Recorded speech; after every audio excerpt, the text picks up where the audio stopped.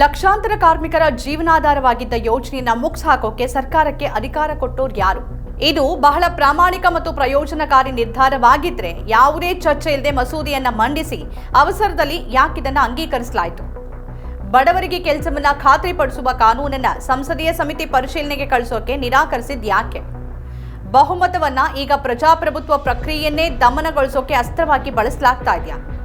ಮಹಾತ್ಮ ಗಾಂಧಿಯವರ ಹೆಸರನ್ನ ಅಳಿಸಲಾಗಿದೆ ಅಂತಂದ್ರೆ ಇನ್ನು ಸಾಮಾಜಿಕ ನ್ಯಾಯದ ಕಲ್ಪನೆ ಅನ್ನೋದು ಎಲ್ಲಿದೆ?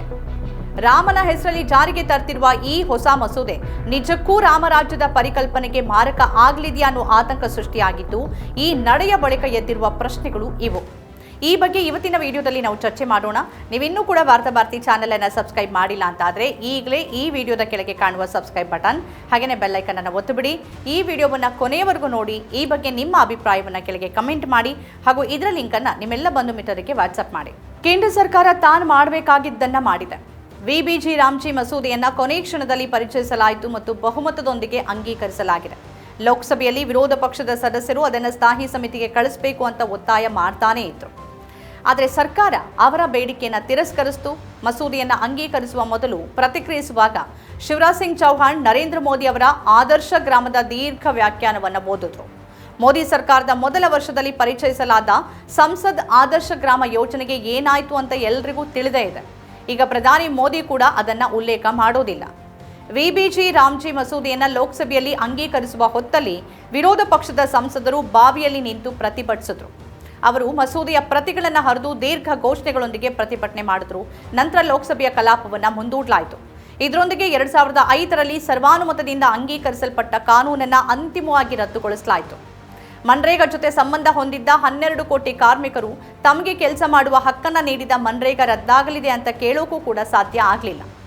ಲೋಕಸಭೆಯಲ್ಲಿ ಅಂಗೀಕರಿಸಲ್ಪಟ್ಟ ಮಸೂದೆಯಿಂದ ಮಹಾತ್ಮ ಗಾಂಧಿಯವರ ಹೆಸರನ್ನ ತೆಗೆದು ಹಾಕಿರುವಾಗ ಆ ಮಸೂದೆಯಲ್ಲಿ ಗಾಂಧಿಯವರ ಆದರ್ಶಗಳು ಉಳಿದಿರೋದಕ್ಕೆ ಸಾಧ್ಯನಾ? ಕಾರ್ಮಿಕರ ಹಕ್ಕುಗಳನ್ನು ಕಸಿದುಕೊಳ್ಳಲಾಯಿತು. ಸಂಖ್ಯಾಬಲದ ಕೊರತೆ ಇದ್ರೂ ಕೂಡ ವಿರೋಧ ಪಕ್ಷಗಳು ಈ ಮಸೂದೆ ಅಂಗೀಕಾರಕ್ಕೆ ಮೊದಲು ಸಂಸದೀಯ ಸಮಿತಿಗೆ ಕಳಿಸೋಕೆ ಎಲ್ಲ ಪ್ರಯತ್ನವನ್ನು ಮಾಡಿದ್ವು. ಸರ್ಕಾರ ನಿರಾಕರಿಸಿತು. ಮಸೂದೆಯನ್ನ ಪರಿಚಯಿಸಿದಾಗಿನಿಂದ ವಿರೋಧ ಪಕ್ಷ ಸಾರ್ವಜನಿಕ ಗಮನ ಸೆಳೆಯೋಕೆ ಸಂಸತ್ತಿನ ಸಂಕೀರ್ಣದಲ್ಲಿ ಪ್ರತಿದಿನ ಪ್ರತಿಭಟನೆ ನಡೆಸ್ತಾ ಇದೆ. ಸಂಸತ್ತಿನಲ್ಲಿ ಮಸೂದೆಯ ಮಂಡನೆ ಮತ್ತು ಅಂಗೀಕಾರದ ನಡುವಿನ ಸಮಯ ತೀರಾ ಕಡಿಮೆ ಇತ್ತು. ಮನ್ರೇಗಾದಲ್ಲಿನ ಈ ಬದಲಾವಣೆಯ ಅಗತ್ಯ ಇದೆಯಾ ಅಥವಾ ಇಲ್ವಾ ಅನ್ನೋದರ ಕುರಿತು ಜನ ತಮ್ಮದೇ ಆದ ಅಭಿಪ್ರಾಯ ರೂಪಿಸೋಕ್ಕೂ ಸಾಧ್ಯ ಆಗಲಿಲ್ಲ. ಮನ್ರೇಗಾ ಸಂಘರ್ಷ ಸಮಿತಿ ರಾಷ್ಟ್ರವ್ಯಾಪಿ ಪ್ರತಿಭಟನೆಗೆ ಕರೆ ನೀಡಿತು. ಆದರೆ ಇದೆಲ್ಲವೂ ಕಾರ್ಮಿಕರಿಗೆ ಅರ್ಥವಾಗುವ ಹೊತ್ತಿಗೆ ಮಸೂದೆ ಕಾನೂನಾಗ್ಬಿಡತ್ತೆ. ಹರಿಯಾಣ, ಜಾರ್ಖಂಡ್ ಮೊದಲಾದ ಕಡೆ ಪ್ರತಿಭಟನೆಗಳು ನಡೆದ್ರೂ ಅವು ಹೆಚ್ಚು ಸುದ್ದಿ ಆಗಲಿಲ್ಲ. ಮಸೂದೆಯ ಸೆಕ್ಷನ್ 37 ಮನ್ರೇಗಾದ ಎಲ್ಲ ನಿಯಮಗಳು, ಅಧಿಸೂಚನೆಗಳು, ಯೋಜನೆಗಳು, ಮಾನದಂಡಗಳು, ಮಾರ್ಗಸೂಚಿಗಳನ್ನು ರದ್ದುಗೊಳಿಸಲಾಗತ್ತೆ ಅಂತ ಹೇಳುತ್ತೆ. ಈ ಕಾನೂನನ್ನು ಜಾರಿಗೆ ತರೋಕೆ ಅನೇಕ ಜನ ಹೋರಾಡಿದ್ದಾರೆ. ಈ ಕಾನೂನು ನಿಜವಾಗಿಯೂ ಕಾರ್ಮಿಕರ ಚಳುವಳಿ ಮತ್ತು ಸಾರ್ವಜನಿಕ ಹೋರಾಟದ ಫಲಿತಾಂಶ ಆಗಿದೆ. ಮತ್ತಿದು ನಿಜವಾಗಿಯೂ ಜನರಿಂದ ಜನರಿಗಾಗಿ ಮಾಡಲ್ಪಟ್ಟ ಕಾನೂನು. ಈಗ ಹೆಸರು ಬದಲಾವಣೆ ಮಾತ್ರವಲ್ಲ, ಈ ಕಾನೂನನ್ನೇ ರದ್ದುಗೊಳಿಸಲಾಗ್ತಾ ಇದೆ. ಹೊಸ ಮಸೂದೆಯಲ್ಲಿರುವ ನಿಬಂಧನೆಗಳು ಗ್ರಾಮೀಣ ಭಾರತದ ಅಗತ್ಯಗಳಿಗೆ ಅನುಗುಣವಾಗಿದೆಯಾ? ಸಿಪಿಎಂ ಸಂಸದ ಜಾನ್ ಬ್ರಿಟಾಸ್ ಇಂಡಿಯನ್ ಎಕ್ಸ್‌ಪ್ರೆಸ್ನಲ್ಲಿ ಈ ಕಾನೂನು ಗ್ರಾಮ ಪಂಚಾಯತ್ಗಳ ಪಾತ್ರವನ್ನು ದುರ್ಬಲಗೊಳಿಸುತ್ತೆ ಅಂತ ಬರೆದಿದ್ದಾರೆ. ಪ್ರಶ್ನೆ ಏನು ಅಂತಂದ್ರೆ, ಸರ್ಕಾರ ಗ್ರಾಮ ಪಂಚಾಯತ್ಗಳ ಅಧಿಕಾರವನ್ನು ದುರ್ಬಲಗೊಳಿಸುವ ಕಾನೂನನ್ನು ಯಾಕೆ ಪರಿಚಯಿಸೋಕೆ ಬಯಸುತ್ತೆ?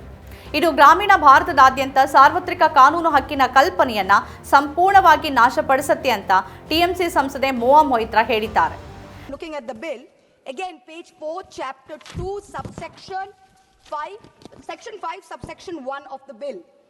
It completely destroys the idea of a universal legal entitlement across rural India. What does it say? Save as otherwise provided, the state government shall in such rural areas as may be notified by the central government. So the center is saying that the scheme will run only in those areas which has been notified by the central government. ಕೇಂದ್ರ ಸರ್ಕಾರ ಸೂಚಿಸಿದ ಪ್ರದೇಶಗಳಲ್ಲಿ ಮಾತ್ರ ಈ ಯೋಜನೆ ಜಾರಿಯಲ್ಲಿರುತ್ತೆ ಅಂತ ಕೇಂದ್ರ ಹೇಳ್ತಿದೆ. ಕೃಷಿ ಸಚಿವ ಶಿವರಾಜ್ ಸಿಂಗ್ ಚೌಹಾಣ್ ಕೂಡ ವಾದಗಳು ಸರಿಯಾಗಿಲ್ಲ ಅನ್ನೋದನ್ನ ತಿಳಿದಿರ್ತಾರೆ. ಇಲ್ಲದೆ ಹೋದ್ರೆ ಇಷ್ಟೊಂದು ಆತುರದಲ್ಲಿ ಅದನ್ನ ಅಂಗೀಕರಿಸುವ ಪ್ರಮೇಯ ಇರಲಿಲ್ಲ. ಈ ಮಸೂದೆಯನ್ನ ಕೋಟ್ಯಾಂತರ ಕಾರ್ಮಿಕರಿಗೆ ತಿಳಿಸದೆ ಕಡಿಮೆ ಸಮಯದಲ್ಲಿ ಅಂಗೀಕರಿಸಲಾಯಿತು. ಮಹಾತ್ಮ ಗಾಂಧಿಯವರ ಹೆಸರನ್ನ ಮನ್ರೇಗಾದಿಂದ ತೆಗೆದುಹಾಕಲಾಗ್ತಿದೆ ಮಾತ್ರವಲ್ಲ, ಈ ಕಾನೂನಿನಲ್ಲಿ ಖಾತ್ರಿಪಡಿಸಲಾದ ಹಕ್ಕುಗಳ ಸ್ವರೂಪವನ್ನು ಬದಲಾಯಿಸಲಾಗಿದೆ. ಹೆಸರು ಬದಲಾಯಿಸೋದು ಅಭಿವೃದ್ಧಿನ? ಹೆಸರುಗಳನ್ನು ಬದಲಾಯಿಸೋದು ಬಡವರ ಹೊಟ್ಟೆಯನ್ನ ತುಂಬತ್ತಾ ಅನ್ನೋ ಪ್ರಶ್ನೆಯನ್ನ ವಿಪಕ್ಷಗಳು ಕೇಳಿದ್ವು. ಕಾರ್ಮಿಕರಿಗೆ ತಮ್ಮ ಜೀವನ ಮುಡಿಪಾಗಿಟ್ಟ ಗಾಂಧಿಯವರ ಹೆಸರನ್ನ ತೆಗೆದುಹಾಕಲಾಗಿದೆ. ಯಾಕೆಂದ್ರೆ ಅವರು ಕಾರ್ಮಿಕರ ಧ್ವನಿಯಾಗಿದ್ರು ಮತ್ತು ಸರ್ಕಾರ ಮೌನವನ್ನ ಬಯಸುತ್ತೆ ಅಂತ ಹೇಳಿದ್ರು. ಈ ಯೋಜನೆ ಮುಗಿಸುವ ಮೂಲಕ ನೀವು ಬಡವರಿಂದ ಉದ್ಯೋಗವನ್ನ ಕಸ್ಕೊಂಡಿದ್ದೀರಿ, ನೀವು ಅದನ್ನ ಸ್ಥಗಿತಗೊಳಿಸಿದ್ದೀರಿ ಅಂತ ವಿಪಕ್ಷಗಳು ಹೇಳಿದ್ವು. ಅಧಿವೇಶನ ದೀರ್ಘವಾಗಿದ್ರೆ ಮತ್ತು ಈ ವಿಷಯವನ್ನ ಬೇರೆ ಬೇರೆ ದಿನಗಳಲ್ಲಿ ಚರ್ಚಿಸಿದ್ರೆ ಸಂದೇಶ ದೇಶದ ಜನರನ್ನ ತಲುಪ್ತಾ ಇತ್ತು. ಆದರೆ ಚರ್ಚೆಯನ್ನ ಒಂದೇ ದಿನದಲ್ಲಿ ಮುಗಿಸೋದ್ರಿಂದ ಸಾರ್ವಜನಿಕರಿಗೆ, ವಿಶೇಷವಾಗಿ ಮನ್ರೇಗಾದೊಂದಿಗೆ ಸಂಬಂಧ ಹೊಂದಿರುವ 12 ಕೋಟಿ ಕಾರ್ಮಿಕರಿಗೆ ಸಂದೇಶ ತಲುಪಲಿಲ್ಲ. ಚಳಿಗಾಲದ ಸಂಸತ್ತಿನ ಅಧಿವೇಶನ ಕೇವಲ 15 ದಿನ ಮಾತ್ರ ಇತ್ತು. ಕೊನೆಯ ಕ್ಷಣದಲ್ಲಿ ಮಸೂದೆಯನ್ನು ಸರ್ಕಾರ ಮಂಡಿಸಿತು. ಅಧಿವೇಶನದ ಆರಂಭದಲ್ಲಿ ಇದನ್ನು ಘೋಷಣೆ ಮಾಡಲಿಲ್ಲ. ಅಂತಹ ಪ್ರಮುಖ ಬದಲಾವಣೆಯ ಅಗತ್ಯವಿರುವ ಮಸೂದೆಯನ್ನು ಮೊದಲೇ ಘೋಷಿಸಬಹುದಿತ್ತು, ಆದರೆ ಯಾಕೆ ಮಾಡಲಿಲ್ಲ? ಡಿಸೆಂಬರ್ 12ನೇ ತಾರೀಕು ಮೋದಿ ಸಂಪುಟ ಈ ಪ್ರಸ್ತಾವನೆಯನ್ನು ಅಂಗೀಕರಿಸಿತು. ಡಿಸೆಂಬರ್ 15ಕ್ಕೆ ಲೋಕಸಭೆಯ ಕಲಾಪದಲ್ಲಿ ಸೇರಿಸಲಾಯಿತು. ಡಿಸೆಂಬರ್ 14ಕ್ಕೆ ಲೋಕಸಭೆಯಲ್ಲಿ ಮಂಡಿಸಲಾಯಿತು. ಡಿಸೆಂಬರ್ 18ಕ್ಕೆ ಲೋಕಸಭೆಯಲ್ಲಿ ಅಂಗೀಕಾರ ಮಾಡಲಾಯಿತು. ಈ ಮಸೂದೆಯನ್ನು ಅಧ್ಯಯನ ಮಾಡೋಕೆ ಸಂಸದರು ಸಮಯವನ್ನು ಕೇಳ್ತಾನೆ ಇದ್ರು. ಮಸೂದೆಯ ನಿಬಂಧನೆಗಳನ್ನು ಪರಿಶೀಲಿಸುವ ಸಂಸದೀಯ ಸಮಿತಿಗೆ ಕಳಿಸೋಕೆ ಒತ್ತಾಯಿಸಿತು. ಆದರೆ ಸರ್ಕಾರ ಅದನ್ನು ನಿರಾಕರಿಸಿತು. ವಿರೋಧ ಪಕ್ಷ ಮನ್ರೇಗಾ ಒಂದು ಕೆಲಸದ ಖಾತ್ರಿ ಕಾನೂನು ಅಂತ ಹೇಳ್ತಿದೆ. ಈ ಖಾತ್ರಿಯನ್ನ ಈಗ ಜಾರಿಗೆ ತರಲಾಗತ್ತಾ ಅನ್ನೋದಕ್ಕೆ ಯಾವುದೇ ಗ್ಯಾರಂಟಿ ಇಲ್ಲ. ಈ ಯೋಜನೆಗೆ ಹಣಕಾಸಿನ ಹೊರೆಯನ್ನ ರಾಜ್ಯಗಳ ಮೇಲೆ ಹಾಕಲಾಗಿದೆ. ರಾಜ್ಯಗಳ ಹಣಕಾಸು ಸ್ಥಿತಿ ಈಗಲೇ ಕೆಟ್ಟದಾಗಿದೆ. ರಾಜ್ಯಗಳು 40% ಪಾಲನ್ನ ನೀಡೋಕೆ ಸಾಧ್ಯವಾಗದೇ ಇದ್ರೆ ಯೋಜನೆ ಕುಸಿಯತ್ತೆ.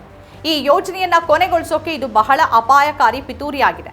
ದಿ ಹಿಂದೂ ಡೇಟಾ ಸೆಂಟರ್ ಮತ್ತು ಹಿಂದೂ ಬಿಸಿನೆಸ್ ಲೈನ್ನಲ್ಲಿ ಪ್ರಕಟವಾದ ವಿಶ್ಲೇಷಣೆ, ಕೇಂದ್ರ ಸರ್ಕಾರ 2025 ಮತ್ತು 26ರ ಹಣಕಾಸು ವರ್ಷಗಳಲ್ಲಿ ಮನ್ರೇಗಾ ಕಾರ್ಯಕ್ರಮದ ಅಡಿಯಲ್ಲಿ ಒಟ್ಟು 86,000 ಕೋಟಿ ರೂಪಾಯಿಗಳನ್ನು ಹಂಚಿಕೆ ಮಾಡಿದೆ ಅಂತ ತೋರಿಸುತ್ತೆ. ಹೊಸ ಕಾನೂನಿನ ಅಡಿಯಲ್ಲಿ ಕೇಂದ್ರ ಸರ್ಕಾರದ ಪಾಲು 60% ಆಗಿದ್ರೆ ಅದು 28,667 ಕೋಟಿ ಕಡಿಮೆ ಒದಗಿಸಬೇಕಾಗತ್ತೆ. ರಾಜ್ಯಗಳ ಮೇಲಿನ ಹೊರೆ 28,000 ಕೋಟಿ ರೂಪಾಯಿಗಳಷ್ಟು ಹೆಚ್ಚಾಗುತ್ತೆ. ದಿ ಹಿಂದೂ ಅಂದಾಜಿನ ಪ್ರಕಾರ ಉತ್ತರ ಪ್ರದೇಶದ ಮನ್ರೇಗಾ ಕಾರ್ಮಿಕರ ಮೇಲೆ ಇದು ಹೆಚ್ಚು ಪರಿಣಾಮ ಬೀರುತ್ತೆ. ಯಾಕೆಂದರೆ ಹೊಸ ಕಾನೂನು ಉತ್ತರ ಪ್ರದೇಶದ ಮೇಲೆ ಸುಮಾರು 3,000 ಕೋಟಿಗಳಷ್ಟು ಹೊರೆಯನ್ನು ಹೆಚ್ಚಿಸುತ್ತೆ. ಈಗ ಸರ್ಕಾರ 100ರಿಂದ 125 ದಿನಗಳಿಗೆ ಉದ್ಯೋಗ ದಿನಗಳನ್ನು ಹೆಚ್ಚಿಸೋದಾಗಿ ಹೇಳಿದೆ. ಆದರೆ ನಿಜವಾಗಿಯೂ 100 ದಿನಗಳ ಕೆಲಸವನ್ನು ಒದಗಿಸಲಾಗುತ್ತಾ?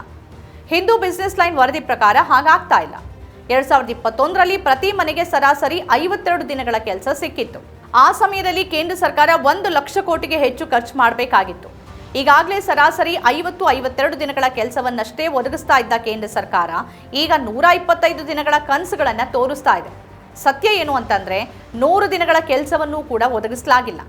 100 ದಿನಗಳ ಕೆಲಸವನ್ನೂ ನೀಡಲಿಲ್ಲ ಅಂತಂದ ಮೇಲೆ ಕಾಗದದಲ್ಲಿ 125 ಅಥವಾ 200 ಬರೆದ್ರೆ ಏನು ವ್ಯತ್ಯಾಸ ಆಗುತ್ತೆ ಅನ್ನೋದು ಸರ್ಕಾರಕ್ಕೂ ಗೊತ್ತಿರಲೇಬೇಕು. ಈಗ ಈ ಸಂಖ್ಯೆ ದೊಡ್ಡ ಸುದ್ದಿ ಆಗುತ್ತೆ. ಸರ್ಕಾರಕ್ಕೆ ಬೇಕಿರುವ ವಾತಾವರಣ ಸೃಷ್ಟಿಯಾಗತ್ತೆ ಮತ್ತು ಆ ಗದ್ದಲದಲ್ಲಿ ಮನ್ರೇಗಾದ ನಿಜವಾದ ಮಹತ್ವ ಮರೆಯಾಗತ್ತೆ. UPA ಯುಗದ ಬಜೆಟ್ ಮತ್ತು ಈಗಿನ ಬಜೆಟ್ ಅನ್ನು ಹೋಲಿಸಿದ್ರೆ ಆ ಸಮಯದಲ್ಲಿ ಸರ್ಕಾರದ ತೆರಿಗೆ ಸಂಗ್ರಹ ಎಷ್ಟು, ಈಗೆಷ್ಟು ಅನ್ನೋದನ್ನ ನಾವು ನೋಡಬೇಕು. ಇಂದು ಮೋದಿ ಸರ್ಕಾರ ಮನ್ರೇಗಾಗಾಗಿ ಖರ್ಚು ಮಾಡಿದ 8,53,000 ಕೋಟಿ ರೂಪಾಯಿಗಳ ಅಂಕಿಅಂಶವನ್ನ ತೋರಿಸುತ್ತೆ. ಆದ್ರೆ ಆಗ್ಲೂ ಸರಾಸರಿ 50ರಿಂದ 52 ದಿನಗಳ ಕೆಲಸವನ್ನ ಮಾತ್ರ ಒದಗಿಸಲಾಗಿದೆ ಅನ್ನೋದನ್ನ ಅದು ಮರೆಮಾಚುತ್ತೆ. ಕನಿಷ್ಠ 100 ದಿನಗಳ ಕೆಲಸವನ್ನ ಯಾವಾಗ ಒದಗಿಸಲಾಗಿದೆ ಅಂತ ಅದು ಹೇಳಬೇಕು. 125 ದಿನಗಳ ಕೆಲಸವನ್ನ ಯಾವಾಗ ಒದಗಿಸಲಾಗತ್ತೆ ಅನ್ನೋದನ್ನು ಕೂಡ ಅದು ತಿಳಿಸಬೇಕು. ಈ ಖಾತ್ರಿಯನ್ನ ಹೇಗೆ ಖಚಿತಪಡಿಸಲಾಗತ್ತೆ? ಈ ಪ್ರಶ್ನೆಗೆ ಉತ್ತರ ಸಿಗೋದಿಲ್ಲ. ಮಹಾತ್ಮ ಗಾಂಧಿ ಅವರ ಹೆಸರನ್ನ ತೆಗೆದುಹಾಕಿದ ಮಸೂದೆಯನ್ನ ಪರಿಚಯಿಸುವಾಗ ಶಿವರಾಜ್ ಸಿಂಗ್ ಚೌಹಾಣ್ ಗಾಂಧಿ ಅವರ ಹೆಸರಲ್ಲಿ ಭಾಷಣ ಬಿಗಿತಾ ಇದ್ರು. ವಿರೋಧ ಪಕ್ಷ ಗಾಂಧಿ ಅವರ ಹೆಸರನ್ನ ತೆಗೆದುಹಾಕಲಾಗ್ತಿರುವ ಬಗ್ಗೆ ವಿರೋಧಿಸಿ ಮಾತನಾಡ್ತಾ ಇತ್ತು. ಈಗ VBG ರಾಮ್ಜಿ ಹೆಸರಿಂದ ಈ ಕಾನೂನನ್ನ ಕರೆಯಲಾಗುತ್ತೆ. ಗಾಂಧೀಜಿಯವರ ಹೆಸರನ್ನ ತೆಗೆದುಹಾಕೋಕೆ ರಾಮನ ಹೆಸರನ್ನ ಬಳಸಲಾಗ್ತಿದೆ. ಹೇಗಾದ್ರೂ ಸರಿನೇ, ರಾಮನ ಹೆಸರು ಬರಬೇಕು ಅಂತಾನೆ ಮಸೂದೆಯ ಹೆಸರನ್ನ ಕಸರತ್ತು ಮಾಡಿ ಸೃಷ್ಟಿ ಮಾಡಲಾಗಿದೆ ಅನ್ನುವಂತೆ ಕಾಣಿಸ್ತಾ ಇದೆ. ಮಹಾತ್ಮ ಗಾಂಧಿಯವರ ಹೆಸರನ್ನ ತೆಗೆದುಹಾಕೋದ್ರ ಹಿಂದಿನ ತರ್ಕ ಖಂಡಿತವಾಗಿ ಅರ್ಥವಾಗೋದಿಲ್ಲ. ಗಾಂಧಿ ರಾಮರಾಜ್ಯದ ಬಗ್ಗೆ ಹೇಳ್ತಾ ಇದ್ರು. ರಾಮರಾಜ್ಯ ಅವರಿಗೆ ಬರೀ ಒಂದು ಕಲ್ಪನೆ ಆಗಿರಲಿಲ್ಲ. ಆದರೆ ಅವರ ಹೆಸರನ್ನ ತೆಗೆಯಲಾದ ಮಸೂದೆ ಬಗ್ಗೆ ಹೇಳ್ತಾ ಶಿವರಾಜ್ ಸಿಂಗ್ ಚೌಹಾಣ್ ರಾಮರಾಜ್ಯದ ಬಗ್ಗೆ ಮಾತನಾಡೋಕೆ ಪ್ರಾರಂಭಿಸಿದ್ರು ಮತ್ತು ಈ ಕಾನೂನನ್ನ ರಾಮರಾಜ್ಯಕ್ಕಾಗಿ ತರಲಾಗ್ತಿದೆ ಅಂತ ಹೇಳಿದ್ರು.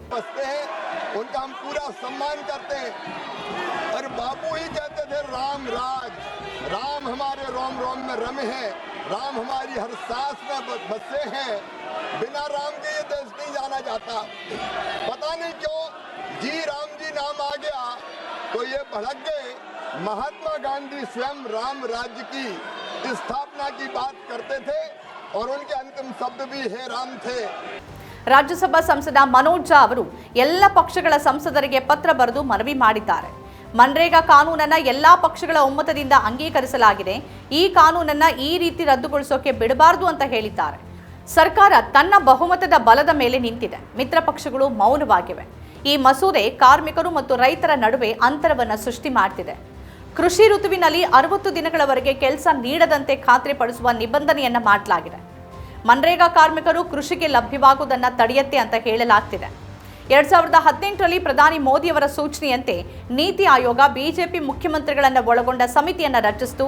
ಅವರೆಲ್ಲರೂ ಕೂಡ ಮನ್ರೇಗಾ ಕೃಷಿ ಋತುವಿನಲ್ಲಿ ಕಾರ್ಮಿಕರ ಲಭ್ಯತೆಯ ಮೇಲೆ ಯಾವುದೇ ಪರಿಣಾಮ ಬೀರುವುದಿಲ್ಲ ಅಂತ ಹೇಳಿದ್ದಾರೆ. ವಾಸ್ತವವಾಗಿ ಗ್ರಾಮೀಣ ಪ್ರದೇಶಗಳಲ್ಲಿ ವೇತನ ಹೆಚ್ಚಾಗ್ತಿಲ್ಲ. ಆದರೆ ಈಗೇನಾಗತ್ತೆ, ಕೃಷಿ ಋತುವಿನಲ್ಲಿ ಕೃಷಿ ಕಾರ್ಮಿಕರ ವೇತನ ಕೂಡ ಕುಸಿಯತ್ತೆ. ಅದೀಗ ಹೆಚ್ಚಾಗ್ತಾ ಇಲ್ಲ, ಆದರೆ ಕುಸಿಯೋಕೆ ಶುರುವಾಗತ್ತೆ. ಕೃಷಿ ಋತುವಿನಲ್ಲಿ ಮನ್ರೇಗಾ ಅಡಿಯಲ್ಲಿ ಕೆಲಸ ಮಾಡುವ ಆಯ್ಕೆ ಇನ್ಮುಂದೆ ಅವರಿಗಿಲ್ಲ ಅನ್ನೋದು ಸ್ಪಷ್ಟವಾಗಿದೆ. ಕೃಷಿಯಲ್ಲಿ ತೊಡಗಿರುವ ಲಕ್ಷಾಂತರ ರೈತರು ಮತ್ತು ಕಾರ್ಮಿಕರ ಚೌಕಾಸಿ ಶಕ್ತಿಯನ್ನ ಕಸಿದುಕೊಳ್ಳಲಾಗಿದೆ. ಮಹಾತ್ಮ ಗಾಂಧಿಯವರ ಹೆಸರನ್ನ ತೆಗೆದುಹಾಕೋಕೆ ಬಯಸೋರ ಪರವಾಗಿ ನಿಲ್ಲೋರಿಗೆ ಇದು ಚೆನ್ನಾಗೇ ತಿಳಿದಿದೆ. ಅವರು ರಾಮನ ಹೆಸರಿಗೂ ಕೂಡ ನ್ಯಾಯವನ್ನ ಒದಗಿಸ್ತಾ ಇಲ್ಲ. ವೀಕ್ಷಕರೇ, ಈ ಬಗ್ಗೆ ನೀವೇನು ಹೇಳ್ತೀರಿ? ನಿಮ್ಮ ಅಭಿಪ್ರಾಯವನ್ನ ಕೆಳಗೆ ಕಮೆಂಟ್ ಮಾಡಿ. ನಮಸ್ಕಾರ.